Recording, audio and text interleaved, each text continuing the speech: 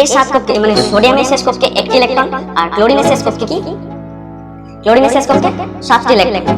তো সমস্ত সমস্ত পরমাণু কি চায় নিষ্ক্রিয় গ্যাসের মতন শেষ কক্ষে ইলেকট্রন বিন্যাস লাভ করতে। তো শেষ কক্ষে অষ্টক পূর্তি করতে চাই, অক্টেট রুল জানো তো নিশ্চয়ই। তো শেষ কক্ষে 8টা ইলেকট্রন রাখবে সকলেই চায়।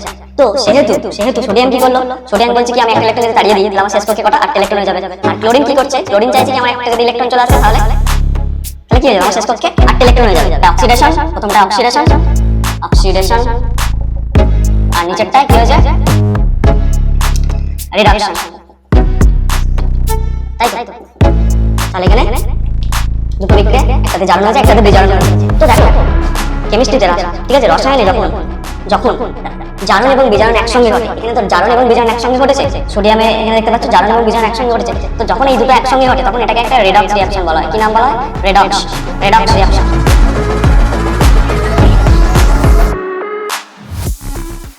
Hello friend, welcome to my our channel student home. কেমন আছো সকলে? আশা করছি সকলে খুব ভালো আছে। তো চলো আজকে আমরা ক্লাস 10-এর একটা নতুন টপিক নিয়ে আলোচনা করতে চলেছি, যার নাম হচ্ছে রাসায়নিক বন্ধন। ঠিক আছে, তো রাসায়নিক বন্ধন খুব মজা করে পড়বো। ঠিক আছে, তো চলো ভিডিও স্ক্রিপ্ট না করে তোমরা একদম প্রথম থেকে শেষ অবধি দেখবে, দেখবে, নাহলে কেমিস্ট্রি মজা পাওয়া যাবে না ভাই, নাহলে খুব বোরিং লাগবে কেমিস্ট্রি।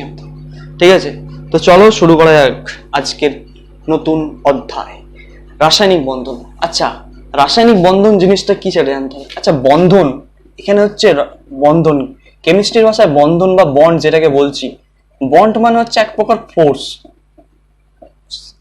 ঠিক আছে, তো ফোর্স, তো এই ফোর্সটা কি করছে বলছে যে বলের প্রভাবে একই মৌল বা ভিন্ন মৌলের দুই বা তার বেশি অধিক পরমাণু যখন সুসংবদ্ধভাবে কি করছে, কোনো মৌলিক অণু তৈরি করছে, কোনো যৌগিক অণু তৈরি করছে বা আয়ন তৈরি করছে। ঠিক আছে, সেই যে আকর্ষণীয় বল, যে বলটার কথা বলছি, সেই বলটাকে আমরা কি বলবো? রাসায়নিক বন্ধন বলবো। তো আমরা এখানে রাসায়নিক বন্ধন, দুই প্রকার রাসায়নিক বন্ধন নিয়ে পড়াশোনা করবো, দুই প্রকার রাসায়নিক বন্ধন। ঠিক আছে, এখানে আমরা দু প্রকার রাসায়নিক বন্ধন নিয়ে পড়াশোনা করবো। একটা হচ্ছে কি তড়িৎযোজী বন্ধন, তড়িৎযোজী বন্ধন,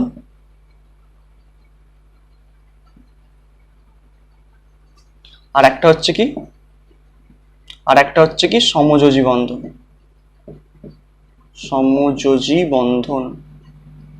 ঠিক আছে,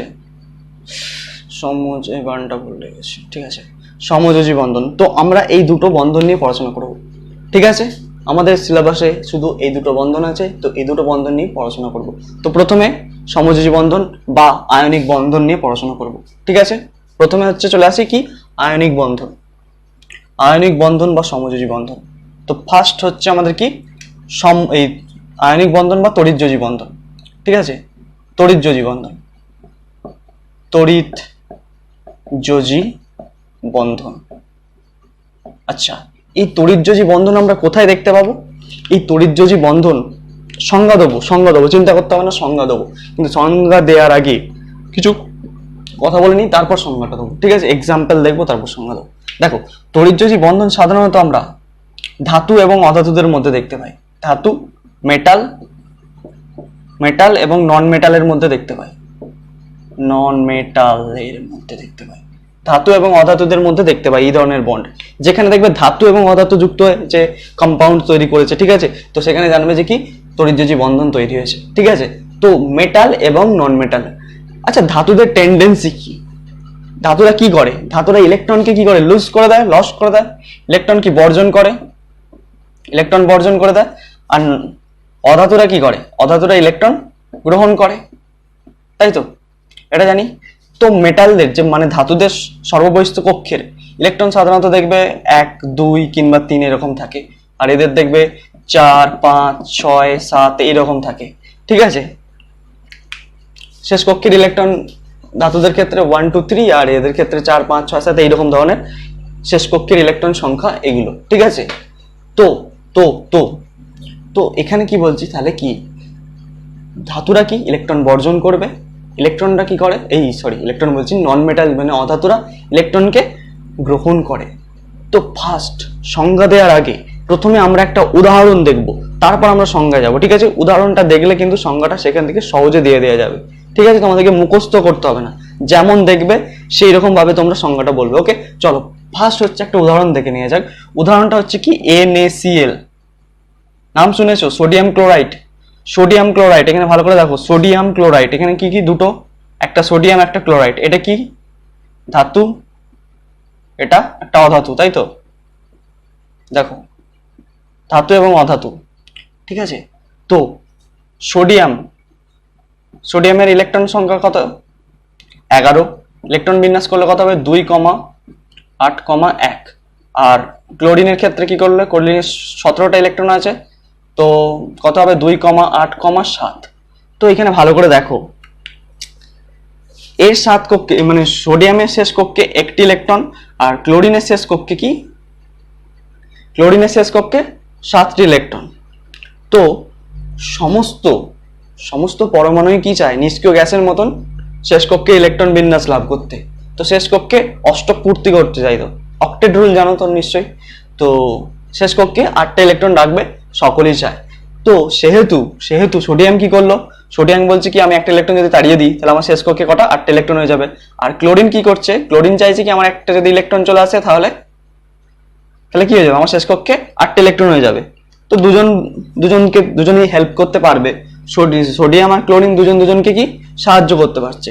তো কিভাবে সাহায্য করছে? ইলেকট্রন ট্রান্সফার করে, ইলেকট্রন দিয়ে, ইলেকট্রন আদান প্রদানের মাধ্যমে কি নিজেদের মধ্যে একটা সমঝোতা তৈরি করছে, একটা বন্ড তৈরি করছে। ঠিক আছে, তো সেই বন্ডটাই হচ্ছে কি রাসায়নিক বন্ধন, তো এই রাসায়নিক বলছি তড়িৎযোজী বন্ধন গঠন করবে। ঠিক আছে, তো এখানে কি করছে দেখো ভালো করে, তাহলে এইখানটায় করছি দেখো ভালো করে। তো সোডিয়াম কি করছে? সোডিয়াম কি করবে? সোডিয়ামের শেষ কক্ষ থেকে একটি ইলেকট্রন বার করে দেবে। সোডিয়াম একটি ইলেকট্রন ছেড়ে দেওয়ায় সোডিয়াম কি হয়ে যাবে? Na+ হয়ে যাবে। আর ক্লোরিন কি হবে? ক্লোরিন হচ্ছে একটি ইলেকট্রন গ্রহণ করবে, একটি ইলেকট্রন গ্রহণ করায় কি হয়ে যাবে? Cl- হয়ে যাবে। তো মাইনাস হয়ে গেল, তো এই দুটো আয়ন তৈরি হলো, Na+ এবং Cl-। তো এই Na+ আর Cl- কি তৈরি করবে? NaCl, এই যৌগটা তৈরি করবে। তো এখানে NaCl এইভাবে কিন্তু এরা তৈরি করে, ঠিক আছে, ভালো করে দেখো, দেখতে পাচ্ছ নিশ্চয়ই। আচ্ছা, আমি এখানে একটু মুছে দিচ্ছি এই জায়গাটা। ঠিক আছে, এখানে দেখতে পাচ্ছ। তাহলে কি সোডিয়াম কি করছে? একটি ইলেকট্রন ছেড়ে দিচ্ছে, আর ক্লোরিন সেই ইলেকট্রনটা গ্রহণ করে Cl- হয়ে যাচ্ছে, এবং দুটো কি তৈরি করছে? NaCl যৌগ তৈরি করছে। তো এই যে যৌগটা তৈরি করা হয় এটাকে হচ্ছে তড়িৎযোজী যৌগ বলা হয়। এটা হচ্ছে কি তড়িৎযোজী যৌগ। ঠিক আছে, তড়িৎযোজী যৌগ তৈরি করা হয়, এটাকে তড়িৎযোজী যৌগ বলা হয়।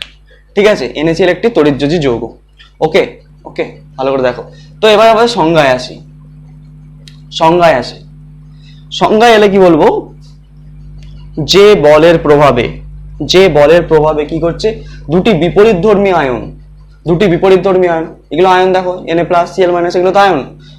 তো দুটি বিপরীতধর্মী আয়ন কি করছে?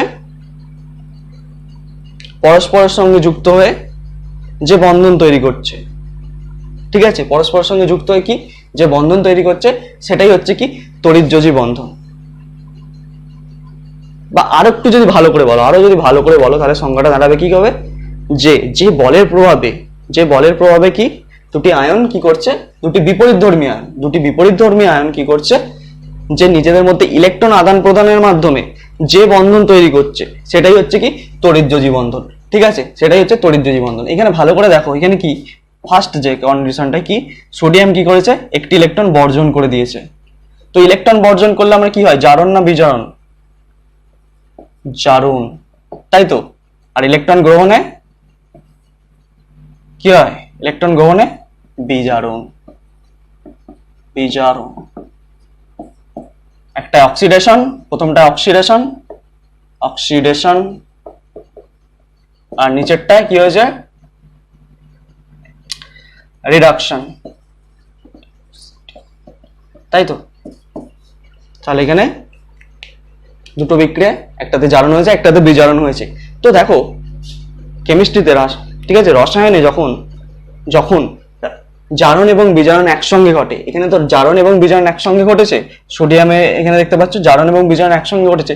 তো যখন এই দুটো একসঙ্গে ঘটে তখন এটাকে একটা রেডক্স রিঅ্যাকশন বলা হয়। কি নাম বলা হয়? রেডক্স রিঅ্যাকশন, ঠিক আছে।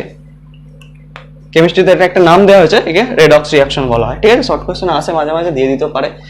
তো এই হচ্ছে আমাদের তড়িৎযোজী যৌগ, তড়িৎযোজ্যতা বলছি, তড়িৎযোজী বন্ধন, ঠিক আছে। তড়িৎযোজী বন্ধন কি বুঝতে পারলে? তো একটা উদাহরণ দিলাম NaCl এর, ঠিক আছে। কি করে? তো এরকম ডট গঠন করতে পারে কি সোডিয়ামের, কি এরকম দেখো সোডিয়ামের শেষ একটি মাত্র ইলেকট্রন আছে, এরকম একটা ডট দিয়ে দিলে। ক্লোরিনের 7টা শেষ কক্ষী ইলেকট্রন, 1 2 3 4 5, 1 2 3 4 1 2 3 4 5 6, এখানে একটা। তো এইভাবে কি এই ইলেকট্রনটা একে এখানে দিয়ে দেয়, এখানে দিয়ে 8টা হয়ে যায়। তো এখানে কি হচ্ছে Na+ তৈরি হয়ে যায়, এখানে Cl- তৈরি হয়ে যায়, দিয়ে যে কম্পাউন্ডটা তৈরি করা কি হয় NaCl, খাদ্য লবণ সোডিয়াম ক্লোরাইড তৈরি করে এইভাবে, ঠিক আছে। তো এইভাবে কিন্তু তৈরি করে। তো আরেকটা উদাহরণ দেখে নেওয়া যাক, আরেকটা তড়িৎযোজী যৌগ, ঠিক আছে। আরেকটা দেখা যাক কি, আরেকটা হচ্ছে কি MgCl2, ম্যাগনেসিয়াম ক্লোরাইড। আচ্ছা, ম্যাগনেসিয়াম Mg কটা 12টা ইলেকট্রন আছে, তাহলে ইলেকট্রন কনফিগারেশন কি হবে 2, 8, আর 10 আর 2 12। ক্লোরিন 17টা, ক্লোরিনের 17টা, তো 2, 8, 7, তাই তো। দুটো ক্লোরিন আছে, তো তাহলে এইভাবে করবে, ম্যাগনেসিয়াম এইদিকে থাকলো, ম্যাগনেসিয়াম এইভাবে, এইদিকে একটা ক্লোরিন রাখলে, এইদিকে একটা ক্লোরিন রাখলে, দুটো ক্লোরিন আছে এখানে, ভালো করে দেখো MgCl2, ঠিক আছে। তো এর 7টা, 1টা 2টো 3টে 4টে 5টা 6টা 7টা, তাই তো। এখানে 1 2 3 4 5 6 7টা। আর এর শেষ কক্ষে কটা ইলেকট্রন আছে? দুটো ইলেকট্রন আছে, এদিকে একটা এদিকে একটা। তো এইভাবে একটা বন্ড তৈরি করবে, সাথে এইভাবে একটা বন্ড তৈরি করে ফেলবে, তাই তো। বন্ড তৈরি করবে মানে এ কি করলো, একে একটা ইলেকট্রন দিয়ে দিল এইদিকে ক্লোরিনকে, এইভাবে এইদিকে একটা ইলেকট্রন দিয়ে দিল ক্লোরিনকে, ফলে এর শেষ কক্ষে 8টা ইলেকট্রন হয়ে গেল। তার মানে কি করছে ম্যাগনেসিয়াম, কি করছে দেখো, ভালো করে বোঝার চেষ্টা করো। ম্যাগনেসিয়াম কি করছে? তো ম্যাগনেসিয়াম এখানে ইলেকট্রন ডোনেট করে দিচ্ছে, Mg-2 ইলেকট্রন, দুটো ইলেকট্রন বর্জন করে দিয়ে কি হয়ে যাচ্ছে Mg+2 হয়ে যাচ্ছে, এখানে Mg+2 হয়ে যাচ্ছে। আর এইখানটা দেখাচ্ছি, আর কি করছে, আর ক্লোরিন কি করছে, সেই ক্লোরিন হচ্ছে দুটো ইলেকট্রন গ্রহণ করছে, 2 ইলেকট্রন গ্রহণ করে কি হয়ে যাচ্ছে Cl-2 হয়ে যাচ্ছে। তাহলে Cl-2 প্লাস তাহলে কি তৈরি হচ্ছে যৌগটা Mg+2 প্লাস Cl-2 হচ্ছে MgCl2, এইভাবে কিন্তু যৌগ গঠন করছে। তো এখানে কি হচ্ছে, কার জারণ কার বিজারণ হচ্ছে, যে ইলেকট্রন বর্জন করে দেয় তার জারণ হয়। এখানে কে বর্জন করেছে, এখানে হচ্ছে জারণ হচ্ছে, এইখানে কি হচ্ছে বিজারণ হচ্ছে, ওকে। তো এই হচ্ছে একটা উদাহরণ, ঠিক আছে। তো এইভাবে কিন্তু আমরা, বাকি আরো আছে তোমাদের বইতে, তোমরা প্র্যাকটিস করবে বাড়িতে, ঠিক আছে। তো এইভাবে কিন্তু আমরা এগুলো জানতে পারি, ঠিক আছে। নোট ডাউন করে নাও, পজ করে, আমি মুছে দিচ্ছি, ওকে। এবার আমরা তড়িৎযোজী যৌগ বললাম কি, যে কি ধাতু অধাতু মিলে তড়িৎযোজী যৌগ তৈরি হয়। তো এই তড়িৎযোজী যৌগের কিছু বৈশিষ্ট্য পড়ে নিই, বা ধর্ম বা বৈশিষ্ট্য। তড়িৎযোজী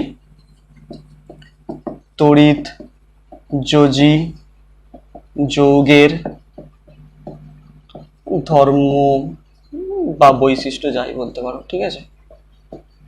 তো পড়ে নেওয়া যায়। নাম্বার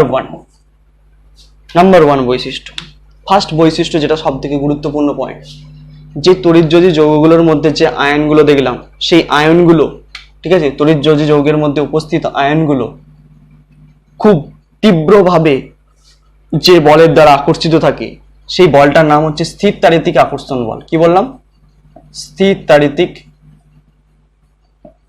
তাড়িতিক আকর্ষণ বল,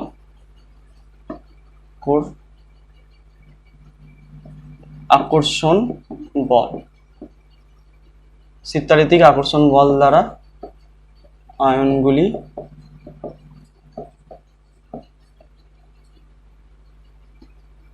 আবদ্ধ থাকে।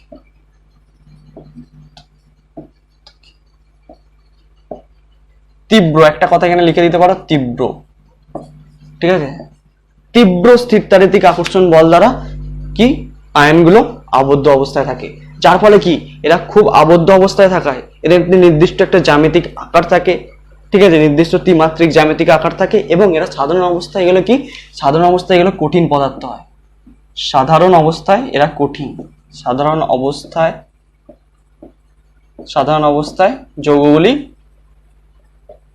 যৌগগুলি কঠিন। ঠিক আছে, সাধারণ অবস্থায় যৌগগুলি কঠিন, এটা একটা হয়ে গেল, সাধারণ অবস্থায় যৌগগুলি কঠিন। ঠিক আছে, 3 নম্বর কি, 3 নম্বর হচ্ছে এরা কি তড়িৎ পরিবহন করতে কি সক্ষম না। এরা নর্মাল যখন কঠিন অবস্থায় থাকে, কি বললাম, সাধারণ অবস্থায় এগুলো যখন কঠিন থাকে এরা কিন্তু তড়িৎ পরিবহন করে না, কিন্তু জলে দ্রবীভূত অবস্থায়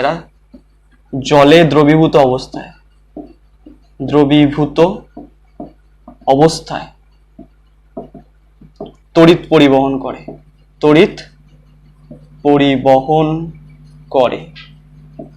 ঠিক আছে, জলে দ্রবীভূত অবস্থায় কিন্তু এরা তড়িৎ পরিবহন করে।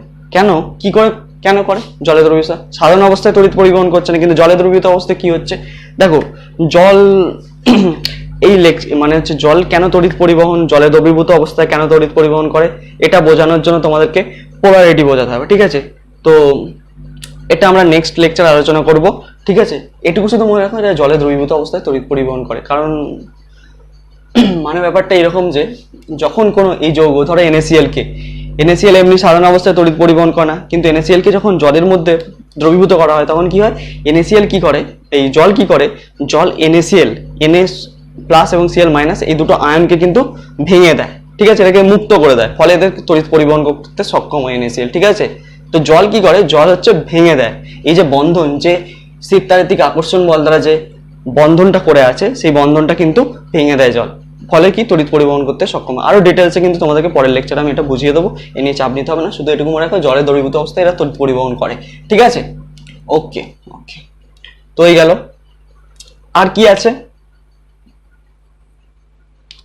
কি আছে তড়িৎযোজী যৌগের বৈশিষ্ট্য, আর কি আছে বলো।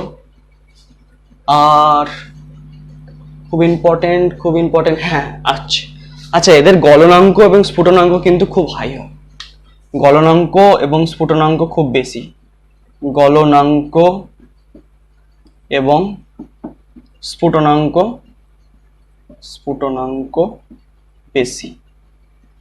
কেন বেশি, দেখো এদের মধ্যে কি খুব তীব্র স্থিরতারিতিক আকর্ষণ বল দ্বারা যুক্ত থাকে আয়নগুলি, ফলে এদেরকে সহজে ভাঙা যায় না, ভাঙতে গেলে খুব বেশি পরিমাণ তাপের প্রয়োজন হয়, তো সহজেই এদের গলনাঙ্ক বেশি হবে।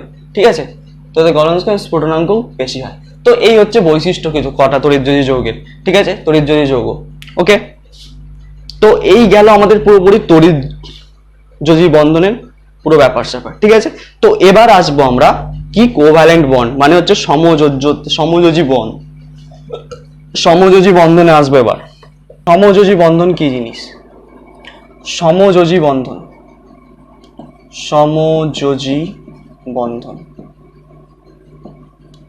ঠিক আছে, তো সমযোজী বন্ধন কি, সমযোজী বন্ধন কাদের মধ্যে দেখতে পাবো আমরা, দেখো আয়নিক বন্ড মানে হচ্ছে তড়িৎযোজী বন্ধন কোথায় দেখেছিলাম, তড়িৎযোজী বন্ধন হচ্ছে কি ধাতু এবং অধাতুর মধ্যে দেখেছিলাম, তো এখানে অধাতুর মধ্যেই কিন্তু আমরা সমযোজী বন্ধন দেখতে পাবো।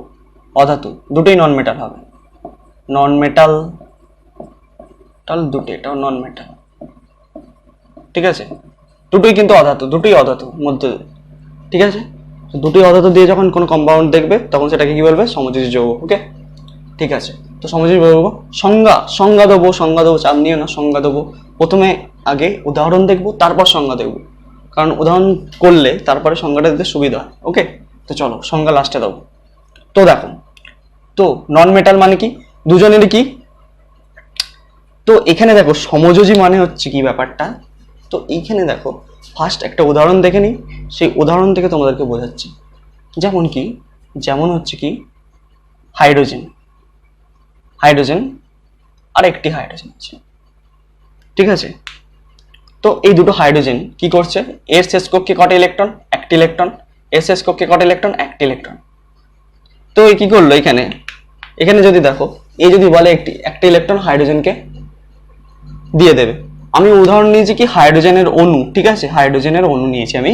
তো দেখো দুটো হাইড্রোজেন যেহেতু, দেখো দুজনই কিন্তু অধাতু, এই সরি দুজন অধাতু মানে হাইড্রোজেন তো অধাতুই, দুজন মধ্যে একই পরমাণু, ঠিক আছে। যাই হোক, তো এখানে দেখো এই যদি হাইড্রোজেনের একটি পরমাণু আছে শেষ কক্ষে, একটি পরমাণু যদি এ কে দিয়ে দেয়, একে যদি হাইড্রোজেনটা দিয়ে দেয়, একটা হাইড্রোজেন আর একটা হাইড্রোজেনকে যদি একটা দিয়ে দেয়, তাহলে কি এটা জিরো হয়ে যাবে, তাহলে কি স্টেবিলিটি নষ্ট হয়ে যাবে।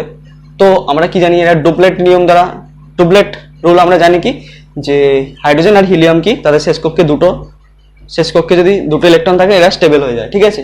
তো কি করবে, দুটো ইলেকট্রন চাইবে, তো কি করবে এরা চাইলো কি, এরা বললো যে আমরা দুজনেই কি দুজনের ইলেকট্রনকে ব্যবহার করব, কি দুজনেই দান করতে সক্ষম হলো।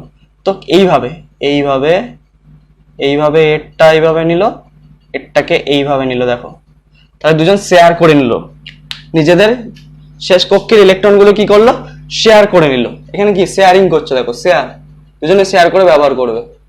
তাহলে কি এই হাইড্রোজেনেটা দেখো দুটো ইলেকট্রন হয়ে গেল, এরা দেখো দুটো ইলেকট্রন হয়ে গেল, তাহলে কি দুজনে শেয়ার করে কিন্তু এইভাবে কিন্তু ব্যবহার করবে। তখন যে বন্ধন তৈরি হবে, তখন যে এই যে বন্ডিংটা তৈরি হচ্ছে, এই যে শেয়ার করে যে বন্ধন তৈরি করছে, তখন সেই বন্ধনটাকে আমরা কি বলবো, সমযোজী বন্ধন বলবো। ওকে, বোঝা যাচ্ছে কি বলছি সমযোজী বন্ধনের ব্যাপারে। তখন কি হচ্ছে, তাহলে সংজ্ঞা যদি দিই যে কি দুটি পরমাণু কি করছে, তাদের শেষ কক্ষের ইলেকট্রনকে দুজনই সমান ইলেকট্রন, কিন্তু দেখো এও একটা শেয়ার করেছে, এও একটা শেয়ার করছে, দুজনই কি একটা একটা করে শেয়ার করছে সমানভাবে। সমযোজী বন্ধনের ক্ষেত্রে দুটি পরমাণু কি করবে, সমানভাবে ইলেকট্রন শেয়ার করবে, শেয়ার করে যে বন্ধন তৈরি করবে, ঠিক আছে, যে বন্ধনটা তৈরি করবে, যে ইলেকট্রন জোট তৈরি করছে, যে ইলেকট্রন জোটটা তৈরি করছে, এবং সেই ইলেকট্রন জোটটা কি তারা সমানভাবেই ব্যবহার করবে, ঠিক আছে। তো সেই বন্ধনটাকে আমরা কি বলবো, সমযোজী বন্ধন বলবো। তো এখানে হাইড্রোজেন কি করেছে, হাইড্রোজেনের একটি ইলেকট্রন, এখানে একটা হাইড্রোজেন ইলেকট্রন এইভাবে বন্ধন তৈরি করেছে, একটি মাত্র বন্ড তৈরি করেছে, তো এটাকে সিঙ্গেল কোভ্যালেন্ট বন্ড বলা হয়, কোভ্যালেন্ট বন্ড বলা হয়, সিঙ্গেল কোভ্যালেন্ট বন্ড, একটাই বন্ড তৈরি করেছে মানে সিঙ্গেল কোভ্যালেন্ট বন্ড, ঠিক আছে। একটা উদাহরণ দেখতে পেলাম। তো সমযোজী বন্ধন কি ব্যাপারটা বুঝতে পারলে, সমযোজী বন্ধন কি ব্যাপারটা বোঝা গেল, শেয়ার করে তৈরি করবে, শেয়ার করবে। আরেকটা উদাহরণ দেখা যাক, অক্সিজেনের অণুর দিকে দেখা যাক, O2, অক্সিজেনের দুটো O2 যদি ক্ষেত্রে দেখি তাহলে কি হবে, অক্সিজেন, একটা অক্সিজেন নিচ্ছি, শেষ কক্ষে কটা করে ইলেকট্রন আছে, 6টা করে, একটা দুটো তিনটে চারটে পাঁচটা ছটা, একটা দুটো তিনটে চারটে পাঁচটা ছটা। তো কি করবে, তো এই অক্সিজেন কি করবে, এর দুটো নিয়ে নেবে, এইভাবে একটা বন্ডিং তৈরি করবে, এর দুটো নিয়ে এইভাবে কিন্তু বন্ডিংটা তৈরি করবে। দেখো বোঝা যাচ্ছে কি না, এটা কাট হয়ে গেল, ঠিক আছে। তো এইভাবে কিন্তু বন্ডিংটা তৈরি করবে। তাহলে ভালো করে দেখো, তো এরও 8টা ইলেকট্রন হয়ে গেল, এর কটা ছিল প্রথমে 6টা, আর এই দুটো নিয়ে 8টা, এরও প্রথমে 6টা ছিল, এর দুটো নিয়ে 8টা তৈরি হয়ে গেল। এইভাবে কিন্তু এরা দুজনে শেয়ার করেছে, শেয়ার করে ইলেকট্রন। তাহলে কি হয়েছে, অক্সিজেনের ক্ষেত্রে দেখো এইভাবে একটা দুটো তিনটে চারটে পাঁচটা ছটা, এখানে অক্সিজেনের ক্ষেত্রে একটা দুটো তিনটে চারটে পাঁচটা ছটা। তো এইভাবে ডাবল কোভ্যালেন্ট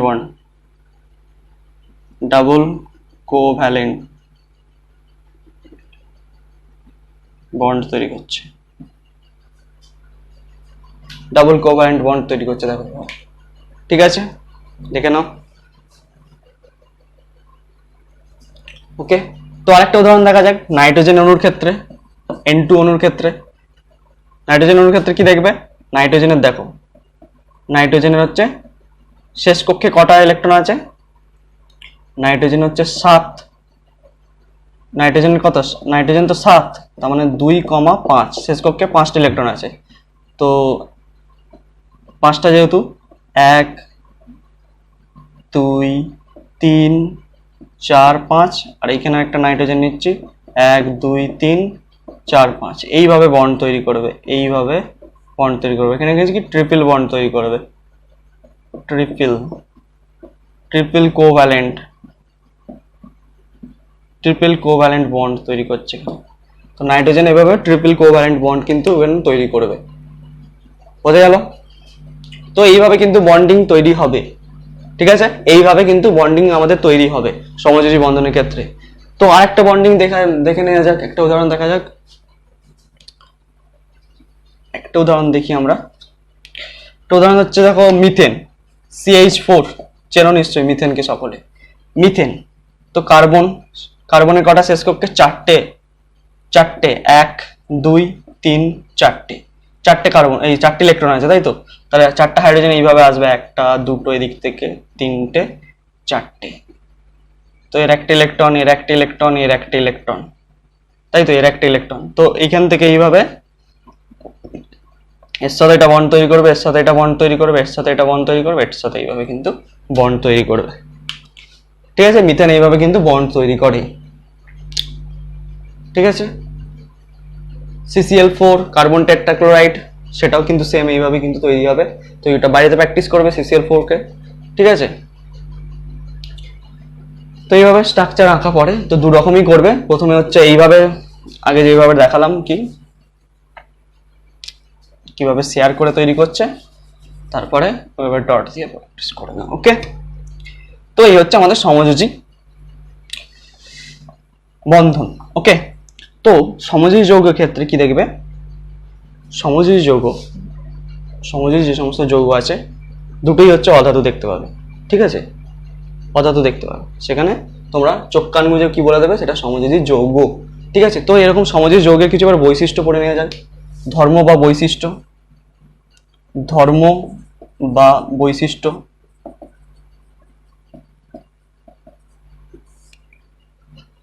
নাম্বার 1, দেখো ওখানে কি দেখলাম, যে আয়নগুলোর মধ্যে একটা তীব্র স্থির তাড়িতিক আকর্ষণ বল দ্বারা যুক্ত থাকে আয়নগুলো, যার ফলে কি খুব অ্যাট্রাকটিভ ভাবে আকর্ষিত থাকে, তাই তো? কিন্তু এখানে সমযোজী বন্ধনের ক্ষেত্রে যে পরমাণুগুলো দেখতে পেলাম, সেই পরমাণুগুলোর মধ্যে যে বলটা কাজ করে সেটা হচ্ছে কি দুর্বল ভ্যান্ডারওয়াল আকর্ষণ বল, ভ্যান্ডারওয়ালস আকর্ষণ বল, ভ্যান্ডারওয়াল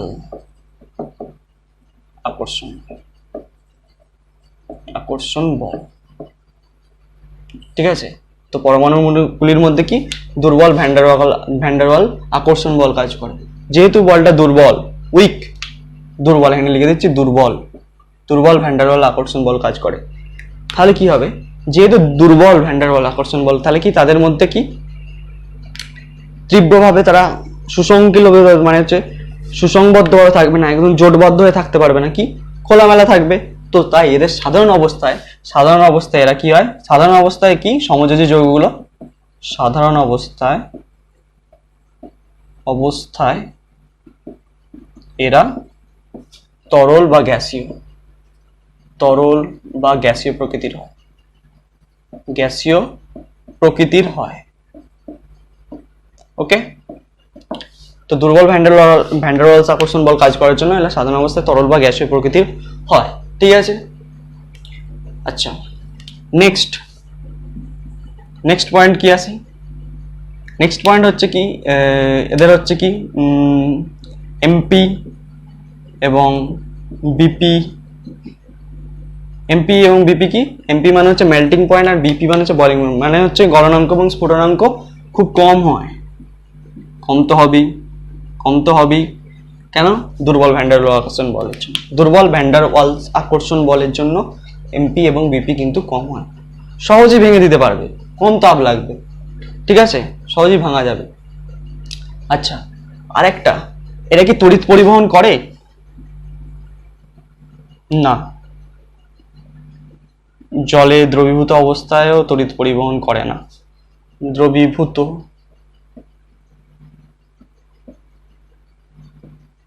অবস্থায় তড়িৎ পরিবহন করে না। তড়িৎ পরিবহন করে না, এরা জলে দ্রবীভূত অবস্থায় তড়িৎ পরিবহন করে না। কিন্তু ওখানে কি দেখলাম, যে আয়নিক বন্ডের ক্ষেত্রে ওরা জলে দ্রবীভূত অবস্থায় তড়িৎ পরিবহন করছে। কিন্তু কিছু এক্সেপশনাল কেস আছে, যেখানে কিন্তু জলে দ্রবীভূত অবস্থায় কিন্তু সমযোজী যৌগ হওয়া সত্ত্বেও কিন্তু তড়িৎ পরিবহন করে, যেমন হচ্ছে HCl। HCl কিন্তু জলে দ্রবীভূত অবস্থায় তড়িৎ পরিবহন করে। তো এটা আমরা পরের লেকচার মানে পরের দিন যে আলোচনা করব সেখানে কিন্তু ডিটেলসে বোঝাবো যে কেন তড়িৎ পরিবহন করে। শুধু এটুকু জেনে রাখো, জলে দ্রবীভূত অবস্থায় সাধারণত সমযোজী যৌগ কিন্তু জলে দ্রবীভূত অবস্থায় তড়িৎ পরিবহন করতে সক্ষম নয়। ওকে, এই হচ্ছে ব্যাপার। তো এই কটা বৈশিষ্ট্য আমরা পড়লাম, সমযোজী যৌগের এই কটা কিন্তু বৈশিষ্ট্য আমরা পড়লাম। ওকে, নোট ডাউন হয়ে গেছে। তো দেখো, তো আজকে আমরা তাহলে কি কি পড়লাম? আজকে আমরা শুধু দুটো জিনিসই পড়েছি, একটা হচ্ছে তড়িৎযোজী বন্ধন আর সমযোজী বন্ধন পড়েছি, ঠিক আছে? তো পরের দিন আমরা নেক্সট যেটুকু বাকি আছে সেটুকু কভার করব, ঠিক আছে? তো আজকে এই পর্যন্তই থাক, ভিডিও বেশি বড় করবো না। আর কোথাও কোনো জায়গায় বুঝতে অসুবিধা হলে তোমরা অবশ্যই কমেন্ট বক্সে কমেন্ট করে জানাবে। তো আজকে এই পর্যন্তই, পড়তে থাকো মন দিয়ে। All the very best.